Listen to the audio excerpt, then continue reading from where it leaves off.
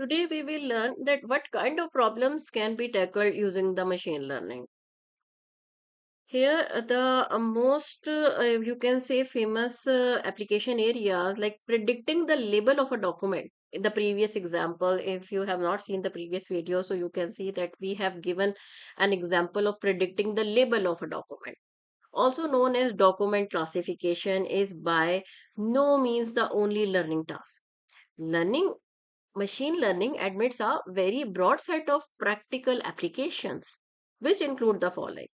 Number one, text or document classification.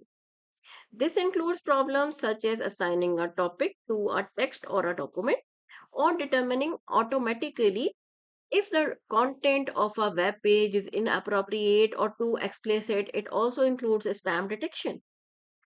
Second application, you can see natural language processing. Most tasks in this field, including part of speech tagging, named entity recognition, context free parsing, or dependency parsing, are cast as learning problems. In these problems, predictions admit some structure. For example, in part of speech tagging, the prediction for a sentence is a sequence of part of speech tagging labeling each word. In context free parsing, the prediction is a tree. These are instances of richer learning problems known as structured prediction problems. Then the next here is the speech processing applications. So, machine learning algorithms we use in the speech processing applications as well. And this includes speech recognition, speech synthesis, speaker verification, speaker identification, as well as sub problems such as language modeling and acoustic modeling. Then computer vision applications. So this includes object recognition, object identification, face detection, optical character recognition, content-based image retrieval, and pose estimation. So with pose estimation, nowadays very like you can say applicable for the AI use.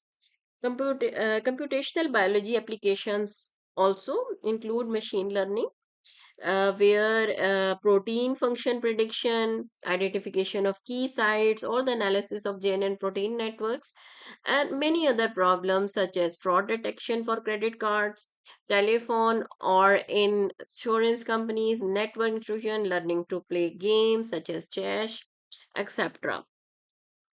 So, nowadays, the use of machine learning techniques is widely spreading, and in many areas, it's heavily used. So, some of those we have discussed.